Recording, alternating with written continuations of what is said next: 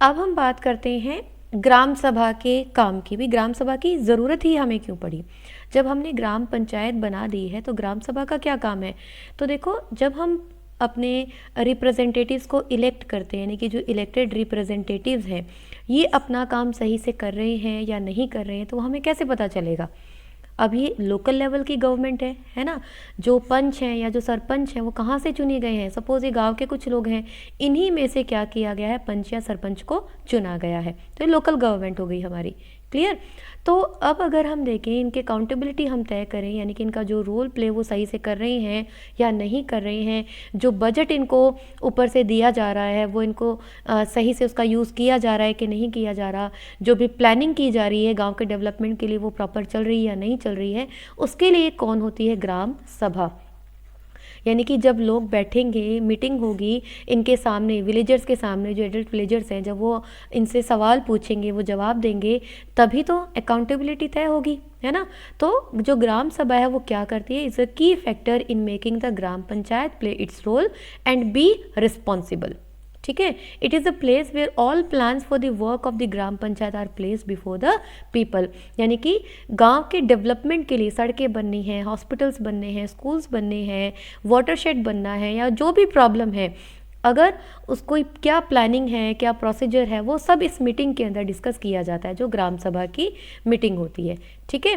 तो यहाँ पर इसीलिए लोगों के साथ डिस्कशन किया जाता है, लोगों के साथ बातचीत की जाती है, इनकी कोई समस्या है उनको पूछा जाता है, तो इस मीटिंग के थ्रू जो है वो काम सारे किए जाते हैं।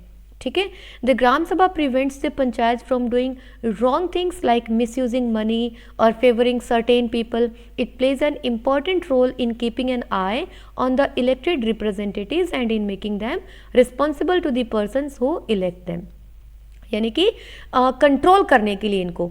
ठीक है। अब जो भी इलेक्टेड रिप्रेजेंटेटिव्स हैं भाई, हमने उनको अपॉइंट करके छोड़ दिया। अब जो गवर्नमेंट है, जो हम सेंट्रल गवर्नमेंट की बात कर रहे हैं या स्टेट गवर्नमेंट की बात कर रहे हैं, तो सेंट्रल गवर्नमेंट स्टेट गवर्नमेंट पर जो है कंट्रोल करती है, और स्टेट गवर्नमेंट जो है वो किस पर करेगी? लोकल गवर्नमेंट पर कंट्रोल करेगी। ठीक है। तो यही तो काम होता है ना। जैसे आपकी क्लास में आप देखो, आपकी क्लास में मॉनिटर होता है ना। मॉनिटर की रिस्पॉन्सिबिलिटी होती है, वो क्या करते हैं?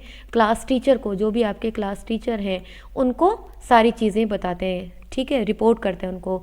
और जो क्लास टीचर हैं आपके, वो क्या करते हैं? अगर आपके स्कूल में कोऑर्डिनेटर्स हैं उनको जवाबदेही करते हैं, उनको सारी रिपोर्ट करते हैं। और जो कोऑर्डिनेटर्स हैं वो क्या करते हैं? वो सारे जो आपके स्कूल के हेड हैं, प्रिंसिपल हैं, उनको सारी रिपोर्टिंग करते हैं ना। तो एक हायरार्की होती है। ऐसा तो नहीं है कि जो आपका मॉनिटर है वो सीधा जाकर के प्रिंसिपल के ऑफिस में सीधा जाकर के सारी बातचीत कर सकता है। कर भी सकते हैं, लेकिन जो हायरार्की की, डेकोरम की हम बात करते हैं, वो स्टेप बाय स्टेप होता है। तो इसी तरीके से जो लोकल गवर्नमेंट है वो रिपोर्ट करती है स्टेट गवर्नमेंट को, अब स्टेट करती है सेंट्रल को। तो जो सेंट्रल है वो डायरेक्टली लोकल को कैसे कंट्रोल कर पाएगी?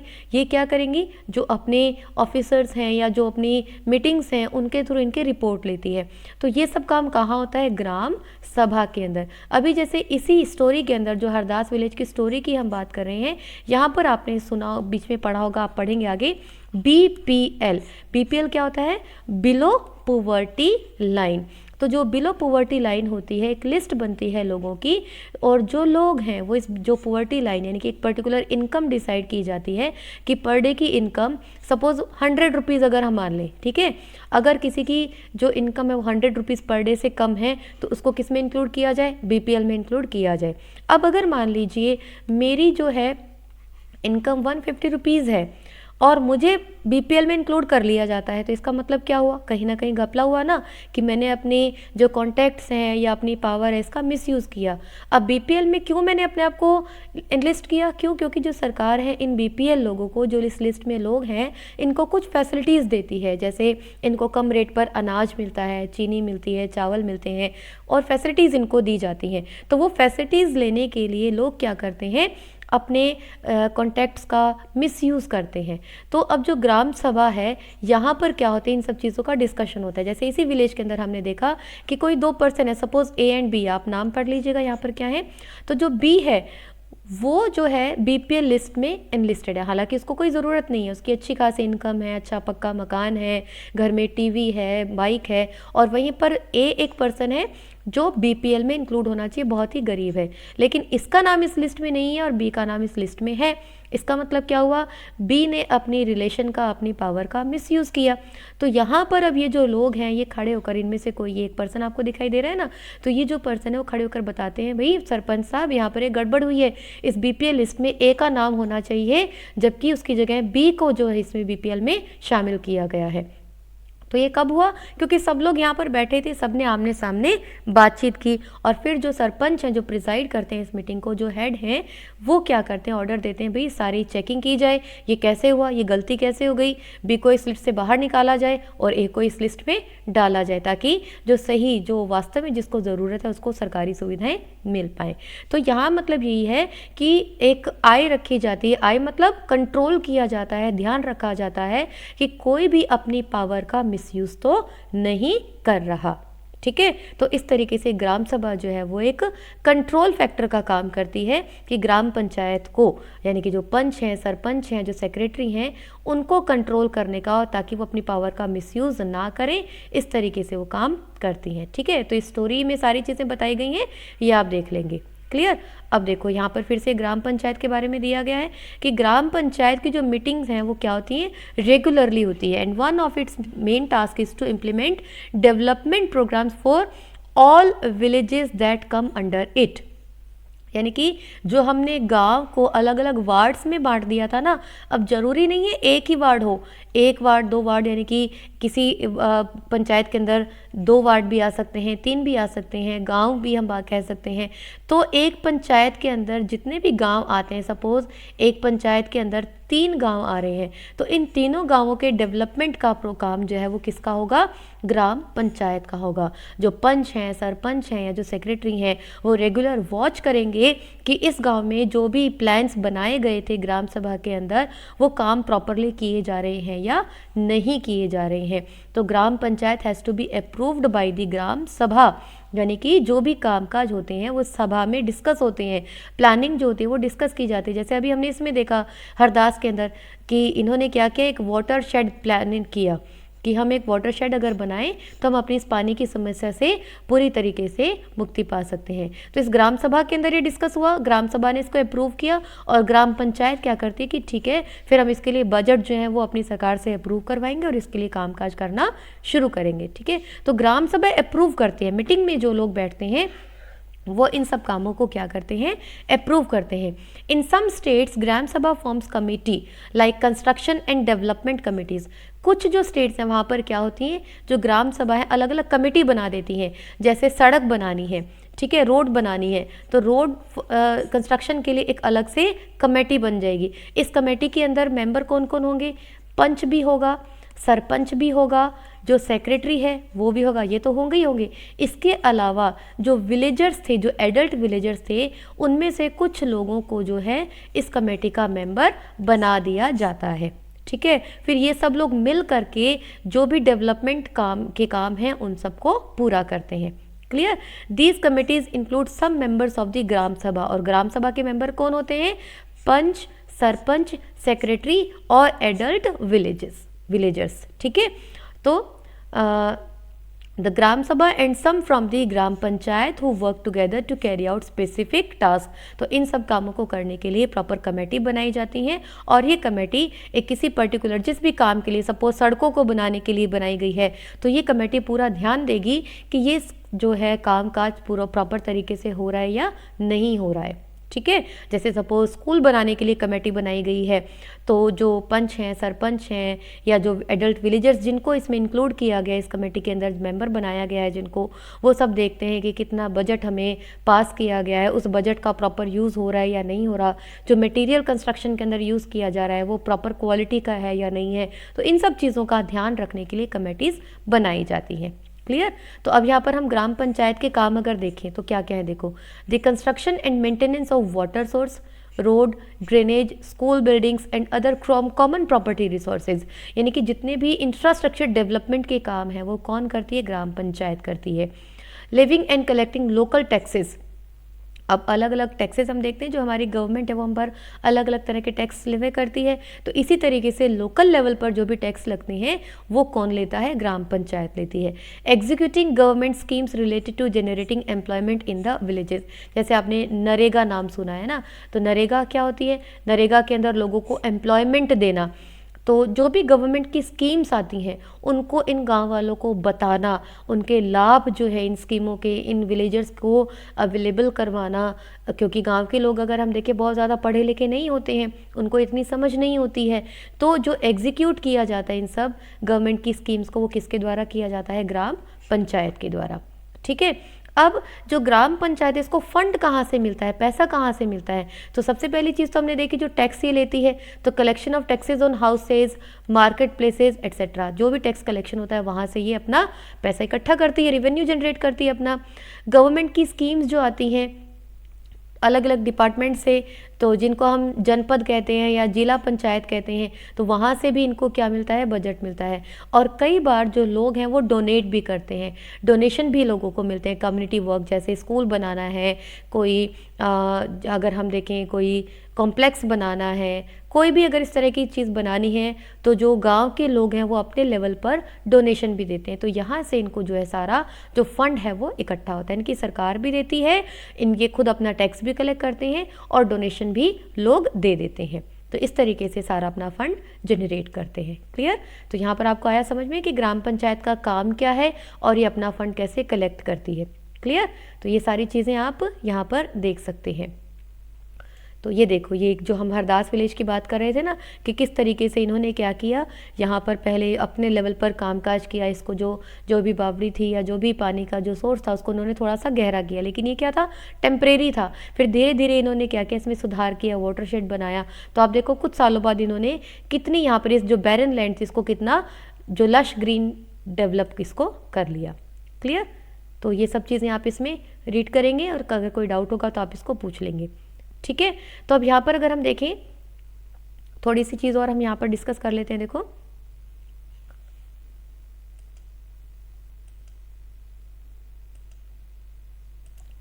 the members then went on discuss the options for a long term solution. They were sure that the Gram Sabha members would ask question at the next meeting.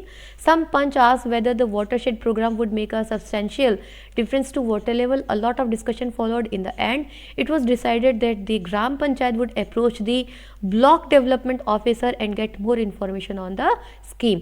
तो देखो वही चीज़ जो आपको मैंने बताया था कि मीटिंग के अंदर लोग डिस्कस करते हैं कि ये अगर हम प्लानिंग करें उस प्लानिंग में खर्चा कितना आएगा, प्रोसीजर क्या होगा, कितनी कामयाब होगी, लॉन्ग टर्म के लिए कामयाब होगी या नहीं होगी। फिर जो अपनी हायर अथॉरिटीज़ हैं, जो ब्लॉक डेवलपमेंट ऑफिसर BOD हैं, उनसे वो सारी चीज़ें डिस्कस की जाती है और उनसे इन चीज़ों का पता लिया जाता है, जो स्कीम्स आती हैं उनके थ्रू। ठीक है, तो ये सब उसी हरदास विलेज की जो स्टोरी है वो चल रही है। क्लियर, चलो अब हम बात करते हैं 3 लेवल्स ऑफ दी पंचायत। जो पंचायत है उसके 3 लेवल्स की हम बात करें। जैसे अभी हमने पढ़ा था ना, जो सेंट्रल गवर्नमेंट है, फिर कौन सी आती है, स्टेट गवर्नमेंट आती है, फिर कौन सी आती है, लोकल गवर्नमेंट आती है। तो लोकल गवर्नमेंट में भी हम क्या करते हैं, अगर हम देखें तो विलेज और अर्बन, ठीक है, गांव लोकल लेवल में अर्बन भी होता है और शहरी भी होता है। तो यहाँ पर हम देखेंगे कि अलग अलग लेवल, जो 3 लेवल्स हम पढ़ेंगे कौन कौन से होंगे। तो देखो, after reading about what happened in the gram sabha and the gram panchayat in Hardas village, you can understand the panchayati raj system is a process through which people participate in their own government. तो खुद की ही सरकार हुई ना भाई, हम में से ही कुछ लोगों को हमने चुना, पंच चुना, सरपंच चुना, और हमने उन लोगों के साथ बैठकर डिस्कशन किया अपने गांव के डेवलपमेंट के लिए। तो वही तो हमारी सरकार है ना। सरकार जो दिल्ली पैटी सिर्फ वही थोड़ी ना है, जो लोकल लेवल की गवर्नमेंट है वो हमारी सरकार है। तो हमने क्या किया, उनके साथ डिस्कशन किया, यानी कि अपने एरिया के डेवलपमेंट में हमने पार्टिसिपेट किया। In rural areas, the gram panchayat is the first tier or level of the democratic government। ठीक है, कौन सी है, ग्राम पंचायत, यानी कि जो गांव के लेवल पर है। ठीक है, तो सबसे पहले क्या हो गई, ग्राम पंचायत। तो पंचायती राज का फर्स्ट लेवल हम कौन सा देख रहे हैं, gram panchayat. The gram panchayat are answerable to the gram sabha because it is the member of the gram sabha who elected them. ये सब चीज़ें हम पढ़ चुके हैं। ठीक है, ग्राम सभा में मीटिंग्स होती हैं, सवाल जवाब होते हैं, तो ग्राम पंचायत की अकाउंटेबिलिटी यहाँ पर तय होती है। तो पहला लेवल जो हमने पढ़ा कौन सा है, ग्राम पंचायत। क्लियर, चलिए अगला हम देखते हैं।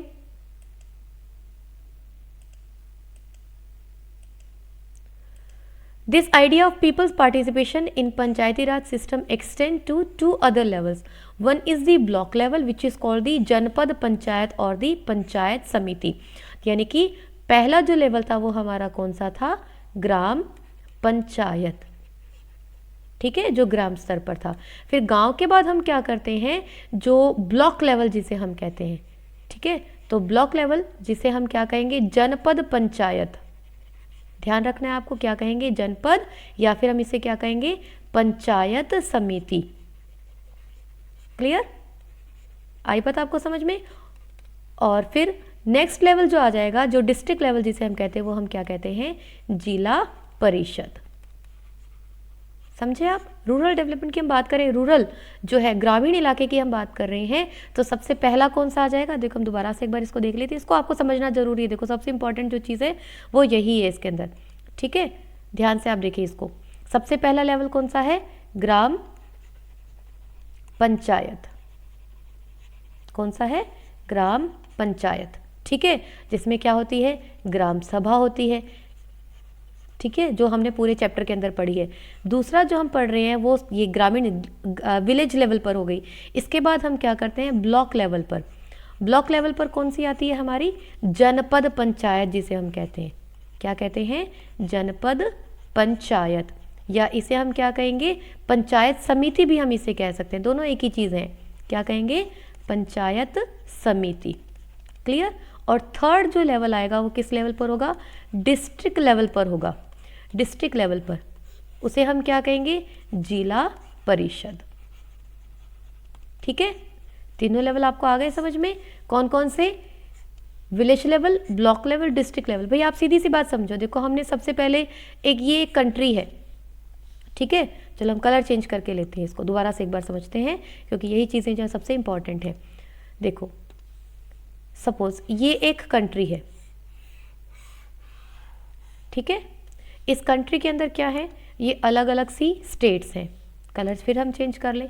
ये अलग अलग क्या हो गई, स्टेट्स हो गई. एक स्टेट, दो स्टेट, तीन स्टेट, चार स्टेट, सबका साइज अलग अलग है, ठीक है. पांच स्टेट, ये पांच स्टेट हो गई, ठीक है. अब इन स्टेट के अंदर क्या आएंगे, डिस्ट्रिक्ट आएंगे, ठीक है. ये कलर ले लेते हैं हम. चलो ये एक डिस्ट्रिक्ट, ठीक है. ये दो डिस्ट्रिक्ट, सपोज एक दो तीन, ये हमने ले लिया. इधर मान लो ये दो ही हैं, एक और दो.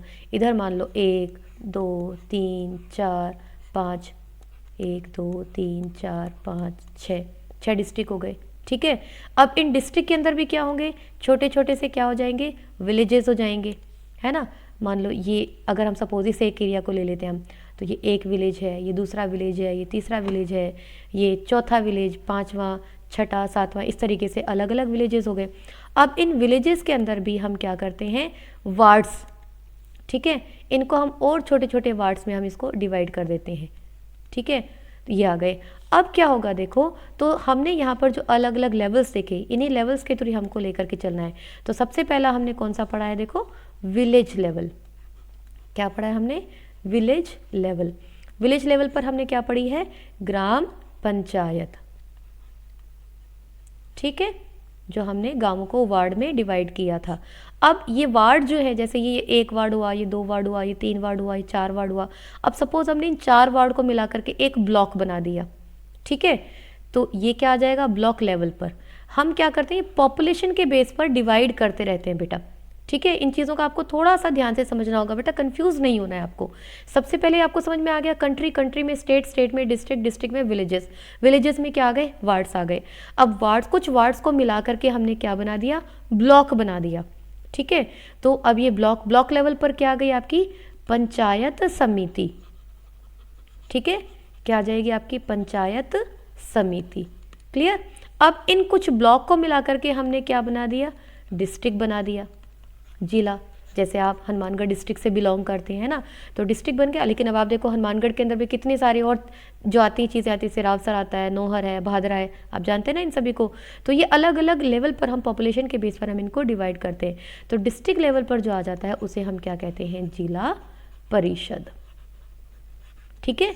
तो ये सब तो क्या आ गया हमारा, रूरल एडमिनिस्ट्रेशन, ग्रामीण स्तर पर जो हम कह रहे हैं. ठीक है। शहरी स्तर पर अलग आएगा, जैसे आप म्यूनसिपल कमेटी, म्यूनसिपल कॉरपोरेशन वो सब पढ़ते हैं, वो हम अगले उसमें पढ़ेंगे। तो यहाँ पर आपको इन 3 लेवल्स को ध्यान रखना है। विलेज लेवल पर कौन सा है? ग्राम पंचायत, जिसके बारे में अभी हमने कंप्लीट चैप्टर में पढ़ा। ब्लॉक लेवल पर क्या आ जाती है? पंचायत समिति या जनपद पंचायत भी जिसे हम कहते हैं। और डिस्ट्रिक्ट लेवल पर क्या आ जाती है? जिला परिषद। ठीक है, समझ आया आप सबको? ये चीज़ें आपको समझ में आनी चाहिए। ठीक, चलो आई होप ये चीज़ें क्लियर हो गई हैं आपको। तो चलो देख लेते हैं, इसकी रीडिंग लगा लेते हैं हम एक बार फिर से। One is the block level which is called the Janpad Panchayat और दी पंचायत समिति। द पंचायत समिति has many gram panchayat under it, यानी कि बहुत सारी ग्राम पंचायत को, एक गांव था, गांव को हमने वार्ड्स में बांट दिया, तो बहुत सारे वार्ड को मिलाकर के हमने क्या बना दी? ग्राम पंचायत। ठीक है, अब इन पंचायतों, बहुत सारी पंचायतों को मिलाकर के हमने क्या बना दिया? ब्लॉक। और बहुत सारे ब्लॉक्स को मिलाकर के हमने क्या बना दिया?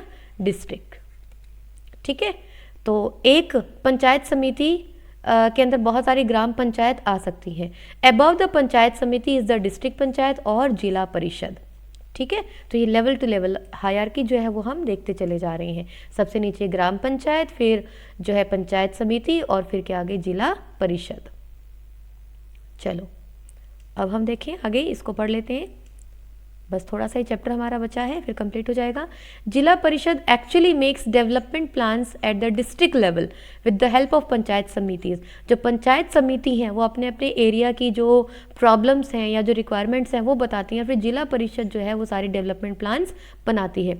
It also regulates the money distribution among all the gram panchayat. तो इसके अंडर जो भी ग्राम पंचायतें आती हैं, किसको कितनी ज़रूरत है, तो वो सारा जो पैसे का डिस्ट्रीब्यूशन है, बजट जो है वो रेगुलेट किया जाता है इनको। Within the guidelines given in the constitution, each state in the country has its own laws with regards to panchayat, यानी कि अपने अपने एरिया के जो लॉज हैं वो भी बना सकती हैं। यानी कि हर एरिया की जो जियोग्राफी है, क्लाइमेटिक कंडीशंस हैं, वहाँ की जो रिक्वायरमेंट्स हैं, उन सब के अकॉर्डिंग अगर हम देखें, पॉपुलेशन अगर हम देखें, वहाँ का ट्रेडिशन कल्चर हम देखें, तो जो रूल रेगुलेशन, जो लॉज वहाँ पर बनते हैं वो उस एरिया के अकॉर्डिंग बनते हैं। यानी कि जो पंचायतें हैं, यानी कि जो लोकल लेवल की जो गवर्नमेंट है, उसको ये राइट है कि वो अपने लेवल पर कुछ रूल्स बनाने के लिए फ्री होती है। ऐसा नहीं है कि जो दिल्ली के अंदर जो लॉ इम्प्लीमेंट होंगे वही के वही कहाँ होंगे? राजस्थान में हो जाएंगे। जो राजस्थान के अंदर है वही के वही कहाँ हो जाएंगे? महाराष्ट्र में हो जाएंगे। भाई एरिया अलग है, पॉपुलेशन अलग है, रिक्वायरमेंट अलग है, सारी चीज़ें, बहुत इतनी डाइवर्सिटीज़ हैं, उन सब के बेस पर क्या होते हैं? रूल रेगुलेशंस बनते हैं। The idea is to provide more and more space for people to participate and raise their voices. यानी कि जो डेमोक्रेसी की हम बात कर रहे हैं, डेमोक्रेसी में क्या होता है? Government of public, for the public, by the public, यही तो होता है ना कि पीपल पार्टिसिपेट करते हैं। तो उसी पार्टिसिपेशन को बढ़ाने के लिए जो लोकल लेवल की गवर्नमेंट होती हैं, हमारे कॉन्स्टिट्यूशन उनको कुछ अथॉरिटी देता है, उनको राइट देता है कि वो अपने रिक्वायरमेंट के अकॉर्डिंग कुछ लॉज जो हैं वो बना सकती हैं। क्लियर? तो ये सब चीज़ें आपको आई समझ में? तो आई होप ये सारा टॉपिक आपको क्लियर हो गया होगा। चैप्टर हमारा यहाँ पर कंप्लीट हो गया है। Anyhow, if there is any doubt, you can keep me posted in the comment section. कोई भी डाउट हो, कोई भी क्वेरी हो, आप वहाँ पर पूछें। और जो क्वेश्चन आंसर्स है आप इनको देखिए, वैसे आपको PDF इसका अवेलेबल करवाया ही जाता है। तो till then keep watching, stay connected, thank you.